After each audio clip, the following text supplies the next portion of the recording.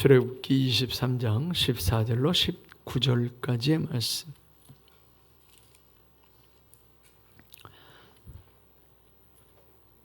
이 말씀 같이 봉독합니다. 시작.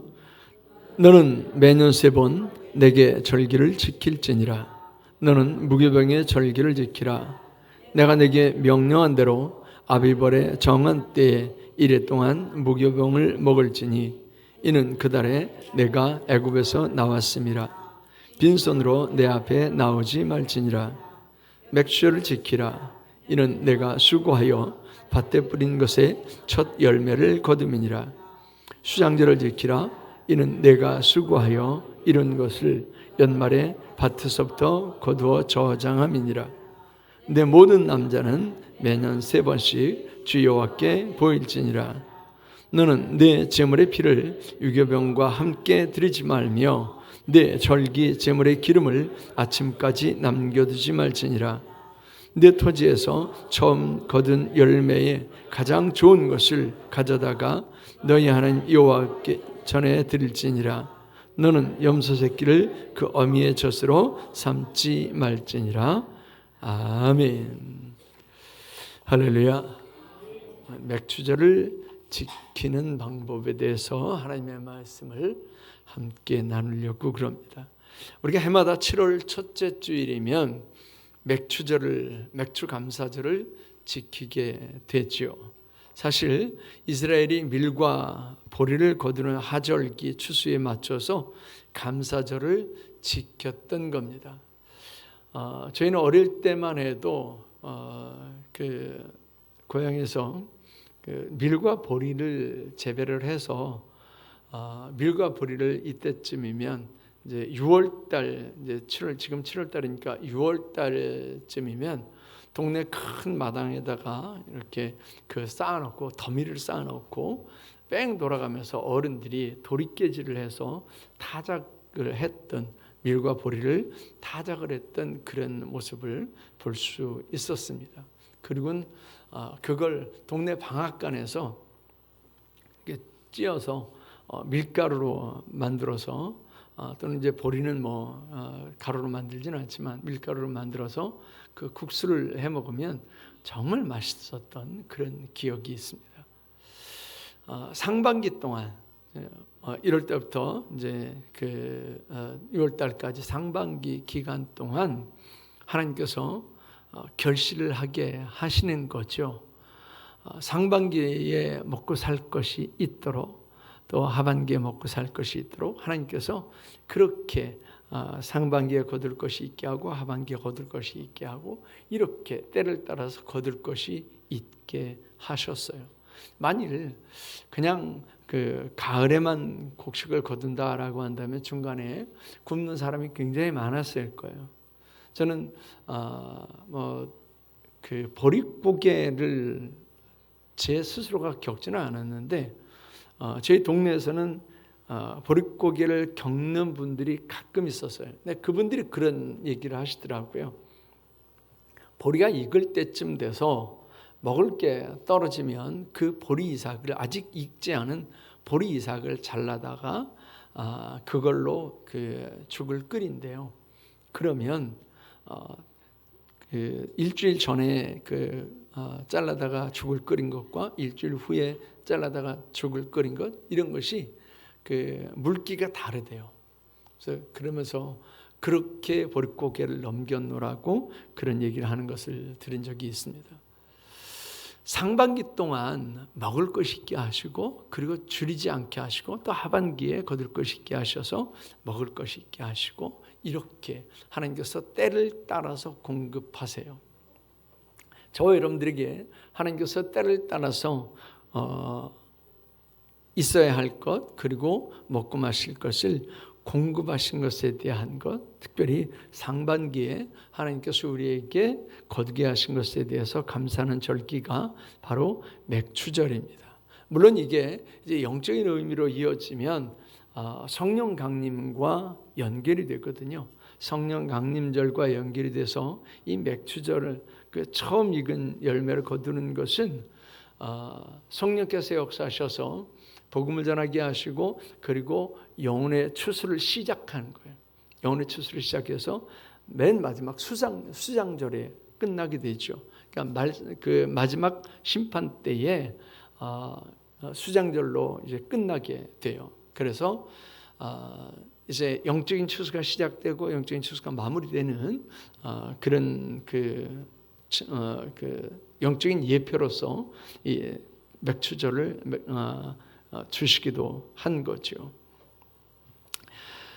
맥추감사절의 의미를 우리가 깨닫지 못하게 되면 그렇게 얘기를 해요. 뭐 우리는 지키지도 않는, 우리는 동서하지도 않는데 맥추감사절을 지킨다고 그렇게 얘기하시는 분도 계시더라고요.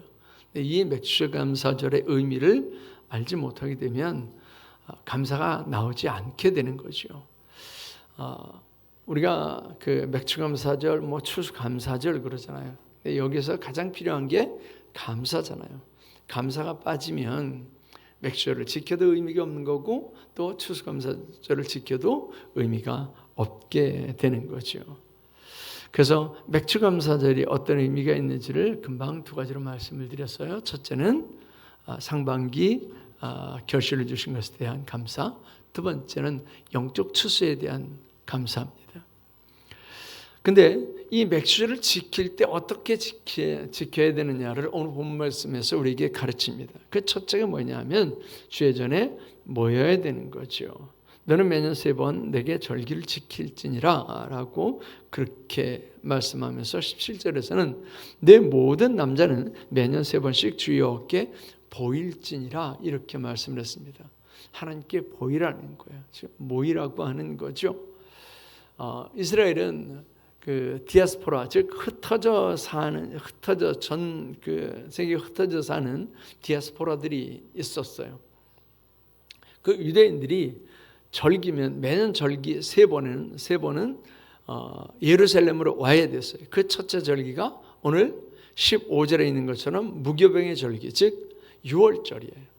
6월절에는 와야 됐어요. 두 번째 맥추절이에요. 세 번째 수장절이에요.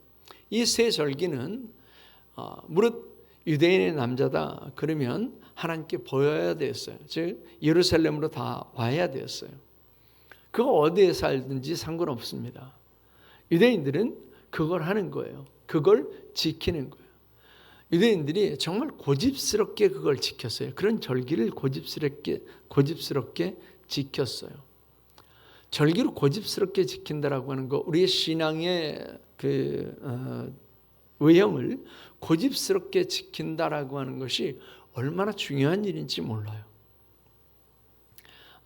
우리가 그런 그 신앙의 틀 이런 것들을 고집스럽게 지키지 않으면 그러면 이 신앙이 무너지는 것은 한순간이에요. 그래서 이걸 고집스럽게 지켜야 될 필요가 있어요. 우리가 주의를 지킨다라고 하는 것, 뭐 주의를 지키는 사람과 주의를 지키지 않는 사람이 별로 표시 안 나잖아요. 별로 표시가 안 나요. 그런데 나중에 보세요. 반드시 표시 납니다.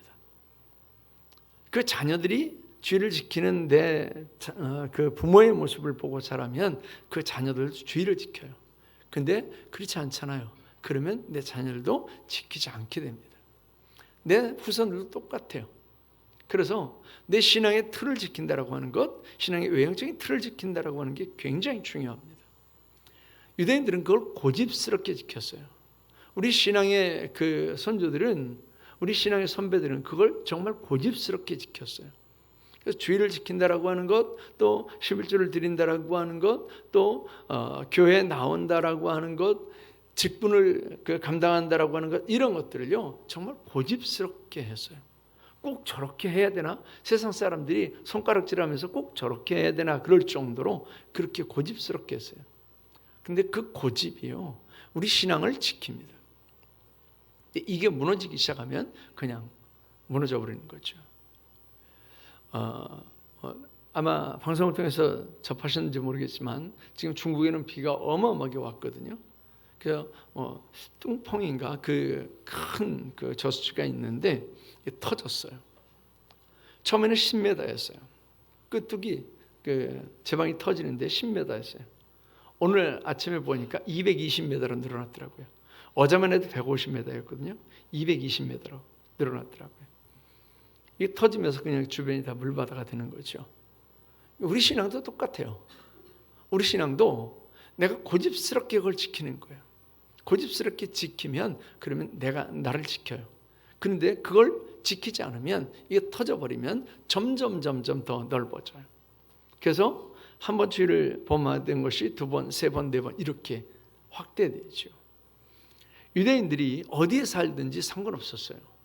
뭐 이집트에 살든 아니면 터키에 살든 아니면 뭐 어디에 살든 상관없이 그들은 이 절기를 지키기 위해서 고집스럽게 예루살렘으로 왔어요. 지금이야 비행기 타면 그냥 어디든지 하루면 가잖아요. 그런데 그때는 걸어서 기껏해야 나귀 타고 정말 좋은 사람 여유가 있는 사람들은 말 타고 수레 타고 그러고 오는 거죠. 그래도 터키에서 그 예루살렘까지 오려면요 최소한 15일은 걸려요. 그걸 오는 거예요. 고집스럽게.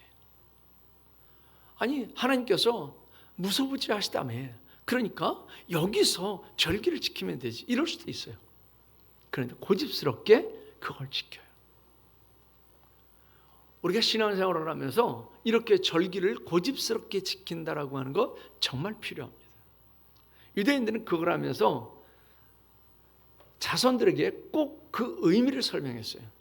맥주절을 왜 지키는지, 수장절을 왜 지키는지, 유월절을 왜 지키는지, 초막절을 왜 지키는지, 왜 부름절을 지키는지 이런 절기를 지킬 때 그 자녀들에게 꼭 설명을 했어요.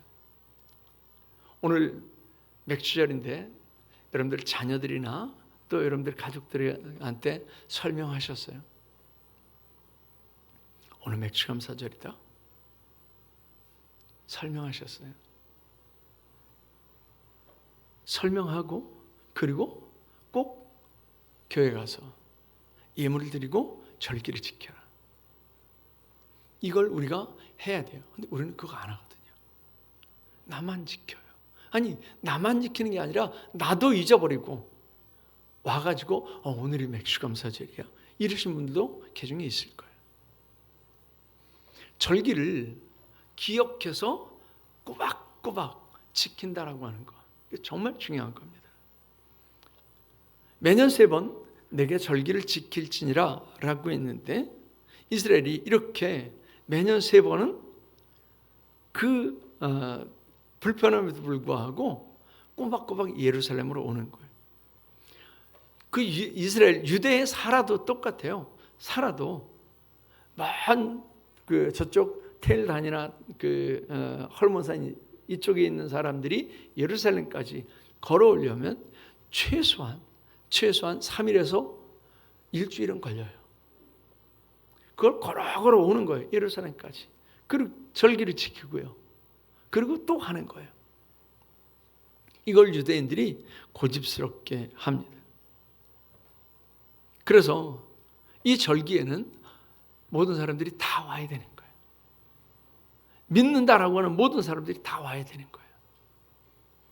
오늘 제가 이렇게 보니까 보통 우리가 예배할 때에 많이 모이면 60명에서 한 60명이 좀 넘거나 그러는데 오늘은 한 55명 이 정도 되는 것 같아요. 제가 이렇게 대충 이렇게 세거든요. 절기에는요 빠지는 게 아니에요. 특별히 우리 임원들은 절기에는 빠지면 안 돼요.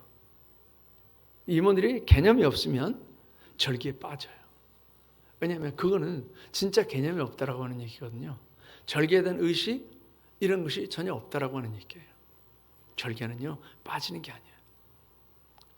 그래서 매년 3번 이 예루살렘에 모여서 절기를 지키게 되죠. 하나님은 이렇게 특별한 일이 있으면 모이도록 하세요. 근데 마귀는요 자꾸 흩어놔요. 말세가 되면 될수록 점점 더 그렇습니다. 자꾸 흩어놓습니다. 나 절기를 지켰어. 어디에서 절기를 지켰어? 아니요. 예루살렘으로 모이는 거예요. 성전으로 모이는 거예요. 교회로 모이는 거예요. 자꾸 모여야 돼요. 모인다라고 하는 얘기는 그냥 교회 나온다라고 하는 얘기가 아니고요. 함께 한다라고 하는 의미예요. 하나님은 함께 하기를 원하세요. 하나님과 함께 하기를 원하고요. 믿음의 사람들이 함께 하기를 원하고요. 그리고 믿음의 가족들이 함께 하기를 원하세요. 그래서 이렇게 다 흩어져 살던 사람들이 절기 때는 다 모이는 거예요. 다 모여요. 그러니까 그냥 절기를 지키기 위해서만 모이는 게 아니라 이때는 가족들이 다 모이는 거예요. 그래서 절기를 지키는 거예요. 이렇게 절기를 지키게 되면 그러면 화목의 관계가 이루어지게 되죠. 하나님과의 화목, 그리고 성도와의 화목, 그리고 가족 간의 화목, 이게 이루어지게 됩니다.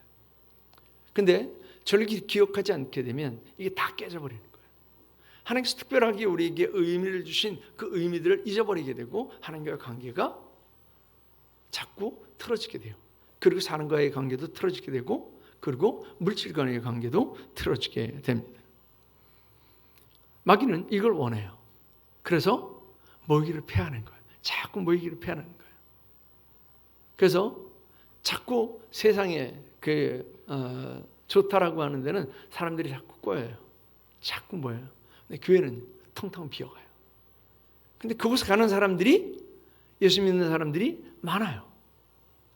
제가 가끔 토요일 날 어디를 이렇게 가게 되면 가다가 휴게소를 잠깐 이렇게 들리잖아요.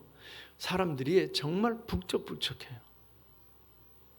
저 같은 경우에는 주일날이나 또는 토요일날 움직일 일들이 별로 없잖아요. 네, 아주 가끔이지만 토요일날 그렇게 가보면 사람들이 넘쳐나요. 제가 그 생각을 꼭 하게 됩니다. 이 사람들 중에 믿는다라고 하는 사람들이 분명히 있을 건데 이 사람들 지금 어디 가지? 내일 주일인데 예배를 준비하고 하나님 앞에 예배해야 될 터인데 어디 가지? 그 생각을 합니다. 그 중에는 어디 갔다가 토요일 날 이렇게 돌아오시는 분들이 있어요. 그분들을 보면서 제가 이 중에 많은 사람들이 예수 믿는 사람들이겠다. 그러니까 금요일 날 밤이나 저녁 때 갔다가 토요일 날 저녁 때 돌아오는, 주의를 지키기 위해서 돌아오는 그 사람들이 많겠다라고 하는 그런 생각을 하게 됩니다. 어찌됐든 우리는 모이기에 힘써야 돼요. 근데 마귀는요, 모이는 거 정말 싫어합니다. 그래서 우리가 모이는 걸 안 한다 그러면 어떤 생각을 하셔야 되느냐면 내가 하나님을 기쁘시게 하는 게 아니라 마귀를 기쁘게 하는 일에 지금 동조하고 있구나, 이렇게 생각을 하셔야 돼요. 근데 아예 그 생각이 없다니까. 그 의식을 가지고 사셔야 돼요. 하나님은 모이라고 그래요. 하나님 보이라고 그래요. 하나님께서는 여러분들이 있어야 할 때 있어야 할 곳에서 보기를 원하세요. 두 번째는 빈손으로 나오지 말래요. 너는 매년 3번 내게 절기를 지킬지니라 라고 하면서 빈손으로 내 앞에 나오지 말지니라, 이렇게 말씀을 하죠. 시편 50편 23절 말씀에 보면 감사로 제사를 드리는 자가 나를 영화롭게 한다라고 했습니다. 감사로 제사를 드리는 자가, 우리는 감사할 때에 말해서 감사하는 경우도 있고 그리고 감사의 선물을 준비하는 경우도 있죠. 여러분들은 어떨 때 더 기쁘세요? 말만 할 때, 선물도 함께, 어떤 때 기쁘세요? 말 안 하시는 분들은 그냥 말만 해도 되는 거죠? 감사의 선물이 준비될 때, 그때 우리는 그러잖아요. 뭘 이런 걸.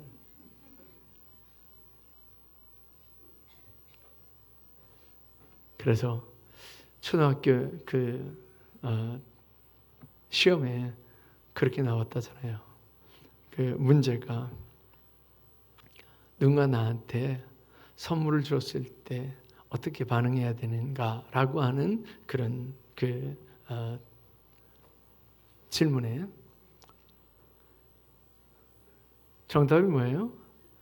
감사합니다. 근데 어떤 애가 그렇게 썼다는 거예요. 뭘 이런 걸 다. 여튼 뭘 이런 걸 다 그러든지 감사합니다 그러든지 여튼 선물이 준비되면 우리는 감사하잖아요. 그 선물이 우리를 기쁘게 하잖아요. 절기 때는 빼놓지 않는 겁니다. 절기 때는 절기 예물을 빼놓지 않는 거예요. 그냥 평상시 하던 그 10,000원짜리 헌금이 아니고요. 준비하는 거예요. 저희 선배 목사님 중에는 저는 그렇게 하지 못하는데 선배 목사님 중에는 1년을 준비를 한대요. 그러니까 맥주감사절은 아니고 추수감사절 때 예물을 드리려고 1년을 준비를 한대요. 1년 동안 모은다는 거예요. 그 추수감사절을 예물을 위해서 1년 동안 매달 준비를 한대요. 그렇게 드리는 거예요. 그러면서 그 선배 목사님 하신다는 말씀이 내가 제일 많이 드려 그러시더라고요.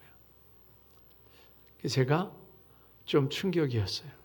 그 말씀 듣고 제가 좀 충격이었어요. 왜냐하면 저는 그렇게 못했거든요. 1년 동안 준비를 한다는 거예요. 그런데 많은 분들이 교회에 와서 준비를 한다거나 아니면 아예 준비조차 안 하고 그냥 오는 경우도 되게 많습니다. 준비를 하는 거예요. 미리 준비한다라고 하는 얘기는 그 마음을 미리 준비한다라고 하는 거거든요. 미리 준비된 것과 미리 준비되지 않은 것은 분명히 차이가 있지요. 미리 집에서 정성껏 준비해서 그 전주에 헌금목도 가지고 와서 미리 다 준비를 해서 감사의 제목을 쓰고 그리고 하나님께 드리는 것과 와가지고 매주감사절이네 그리고 그냥 꺼내서 꾸이꾸이 집어넣는 거하고 하나님께서 중심을 보실 때 어떤 걸 받으시겠어요? 보람 하나인 거죠. 그래서 맥주를 지킬 때 맥주를 지킬 때뿐만이 아니고 모든 절기를 지킬 때 다 똑같습니다. 미리 준비가 돼야 되는 거예요. 미리 정성껏 준비돼서 하나님께 드려야 되는 거죠. 예물은 규모가 아니라 정성이죠. 대단한 거, 많은 거, 큰 거 이렇게 받으면 기분 좋죠. 근데 그렇게 큰 게 아니에요. 그런데도 그 정성이 들어있다라고 하는 것을 느끼는 그 선물이 있잖아요. 그건 큰 선물, 많은 선물보다도 감사하죠. 그걸 받을 때 정말 기쁘게 돼요. 그래서 우리는 그렇게 준비하는 거예요. 하나님께 미리 그렇게 준비하는 겁니다. 감사해야 될 이유를 충분히 알고 그에 걸맞는 감사의 예물이 미리미리 준비되어야 하는 거죠. 이렇게 준비하는 사람과 교회 와서 그냥 봉투에 집어넣는 사람하고는 분명히 그 중심에 차이가 날 겁니다. 세 번째는 즐거움으로 지켜야 됩니다. 그래서 절기는요, 축제인 거예요. 절기는 축제여야 돼요. 그래서 절기 때 감사가 넘쳐야 되고 감사가 넘치면 축제가 되잖아요. 고린도후서 9장 7절 말씀에 보면 그렇게 말씀을 합니다. 각각 그 마음에 정한 대로 할 것이요 인색함으로나 억지로 하지 말지니 하나님은 즐겨내는 자를 사랑하시느니라 이렇게 말씀을 했습니다. 억지로가 아니라 중심에 감사하는 마음과 순종 그리고 겸손한 마음으로 절기를 지켜야 주님께서 기뻐하실 줄로 믿습니다. 억지로가 되지 않으려면 감사해야 할 이유를 반드시 생각하고 진정으로 감사하는 마음이 있어야 억지로가 되지 않을 겁니다. 서두에서 말씀드린 것처럼 우리는 보리농사나 밀농사를 짓지는 않습니다. 그러나 이스라엘의 맥추감사절이 상반기 동안 소득에 대한 감사이기 때문에 즉 16절에 있는 것처럼 이는 내가 수고하여 밭에 뿌린 것에 첫 열매를 거둠이니라 라고 한 것처럼 하나님께서 상반기 동안 우리에게 주신 그 첫 열매 하나님께서 우리에게 주신 그 상반기 결실을 감사하는 마음으로 드리는 것인 줄 믿습니다. 그래서 우리는 상반기 동안 하나님께서 내게 무엇을 주셨는지를 생각해야 돼요. 상반기 동안 나는 그냥 먹고 살았어. 내 집에 쌓아놓은 것, 내 통장에 쌓아놓은 것, 이런 게 아니라 그냥 나는 상반기 동안 먹고 살았네. 그렇게 생각하시는 분들도 있을 겁니다. 근데요, 제가 나이가 들어가면서 느끼는 게 다 하나님의 은혜다. 내가 먹고 사는 것도 하나님의 은혜다.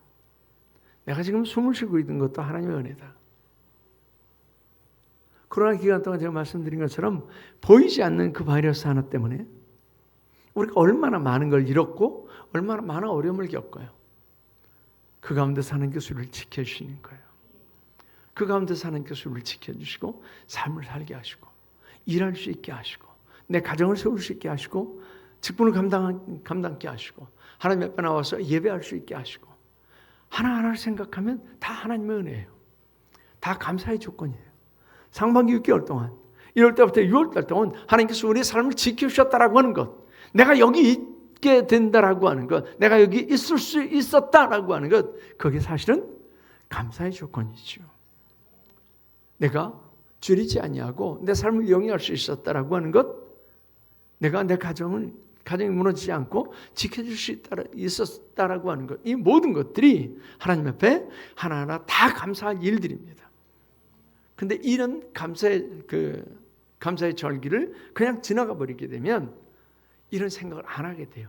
즉 상반기 동안 하나님께서 내게 얼마나 큰 감사의 조건을 허락하셨는지, 얼마나 많은 감사의 조건들을 허락하셨는지를 우리가 생각하지 않고 그냥 지나가게 돼요.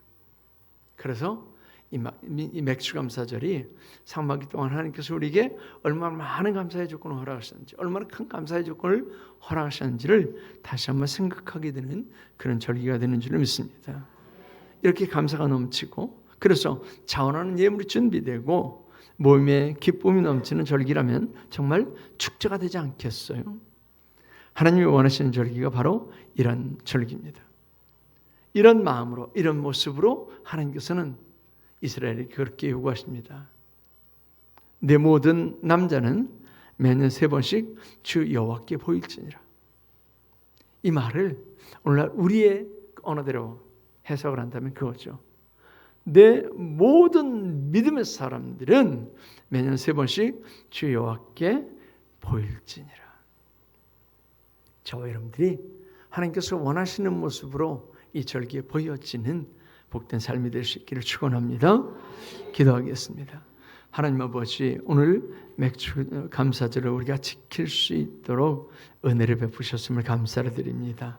하나님, 나만 고난 겪는 것 같고, 나만 힘든 것 같고, 나만 아무것도 내 손에 거머쥔 것이 없는 것과 같은 그런 6개월을 보냈는데, 가만히 생각해 보면 내가 이 자리에 있게 된 것도, 내가 지금 숨을 쉬는 것도 다 하나님의 은혜이고 감사의 조건임을 우리는 알게 됩니다. 아버지 하나님, 우리가 맥주감사절을 지키면서 하나님 앞에 이렇게 감사함을 잊지 않는 그런 삶이 될 수 있도록 주님 역사하여 주시옵소서.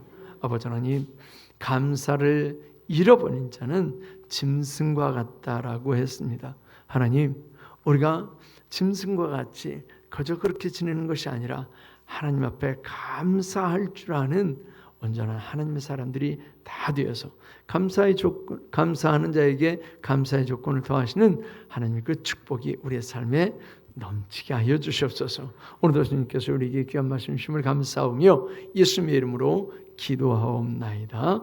아멘.